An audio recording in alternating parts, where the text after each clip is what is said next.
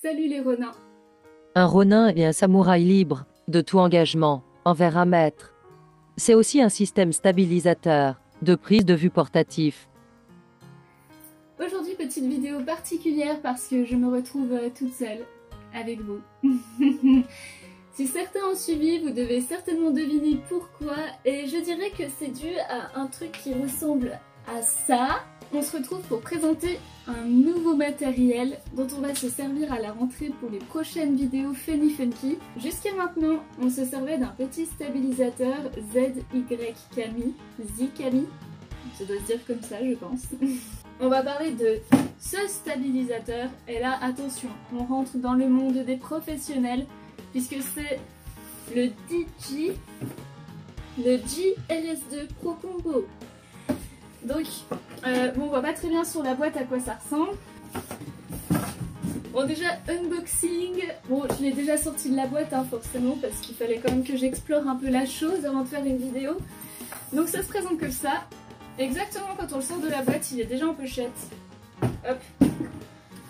Donc, voilà. Il y a même écrit la marque dessus, mais il n'y a pas le modèle. Ici, on a une petite poche, là devant. Il n'y a rien dedans.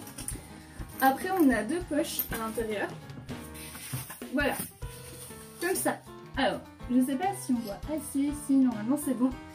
En gros, il y a plein d'objets dont on ne sait pas à quoi ça sert pour l'instant. Même dans les pochettes, il y a tout plein de petits ustensiles.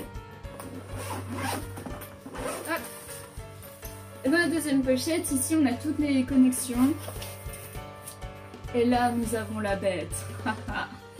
Alors, première étape, déplier la nacelle. Alors du coup, avant première étape, trouver la nacelle. Alors, disons que ça ressemble à cette chose.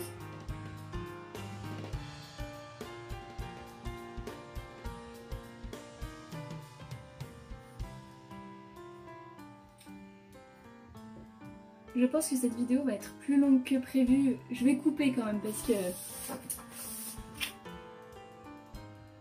j'ai rien fait. Je vous assure que le morceau était comme ça à l'intérieur. C'est pas moi, hein.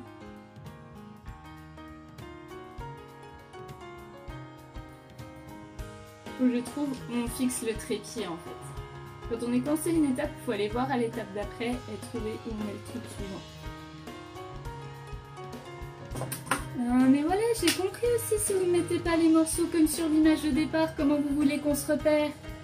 Normal, parce qu'en fait, cette poignée qui est indiquée ici, eh ben, elle était déjà positionnée sur leur dessin, mais pas sur mon appareil à moi. Mais par contre, j'ai d'autres éléments qui sont déjà présents.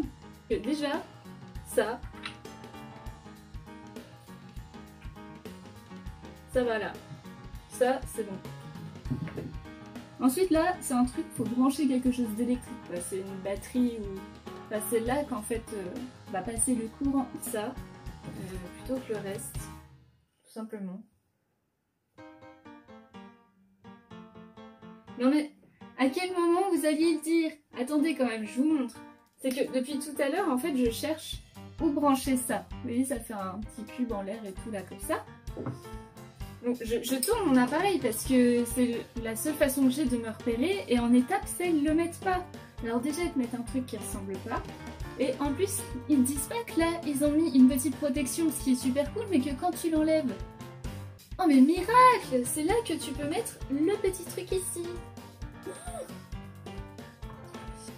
Ok, donc en fait une fois que vous l'avez enclenché, ici on a de nouveau une petite molette pour arrêter en fait le...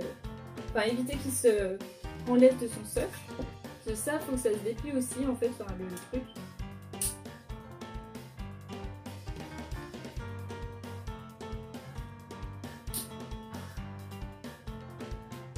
Ah mais ouais.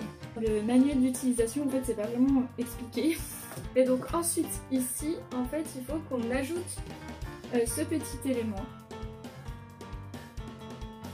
Alors du coup il faut que ça, ce soit ici. Donc, c'est vraiment du Lego le truc, mais en mode extrême quoi. C'est genre difficile, hardcore, tout cauchemar, comme on dit dans les jeux vidéo quoi. J'ai envie de vous dire, même le Tomb Raider 4 à côté, c'était presque plus facile quoi. Je suis exactement comme sur mon image en fait de notice. Et donc d'ici, je vais pouvoir poser en fait mon appareil photo là au-dessus. On a également un élément ici qui nous permet en fait en plus, c'est-à-dire pendant qu'on tient en fait notre stabilisateur, donc c'est dans ce sens-là, donc mon appareil photo se trouve là.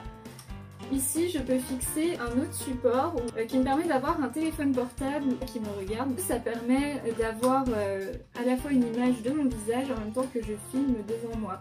Alors là, je n'ai pas chargé la Steadicam et en fait, on peut installer la caméra uniquement avec la Steadicam chargée. Comme je ne vais pas m'en servir maintenant, enfin je vais faire des tests mais pas aujourd'hui, pour éviter en fait d'abîmer la batterie, je ne vais pas la charger inutilement quoi, juste pour la vidéo.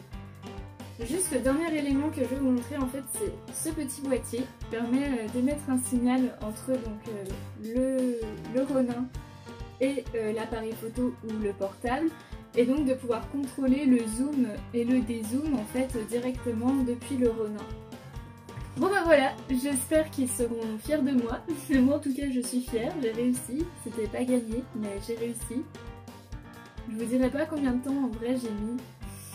N'hésitez pas à dire en commentaire si une vidéo pour comparer la Steadicam qu'on utilise d'habitude, le Ronin et le film à la main vous intéresse. Voilà, merci!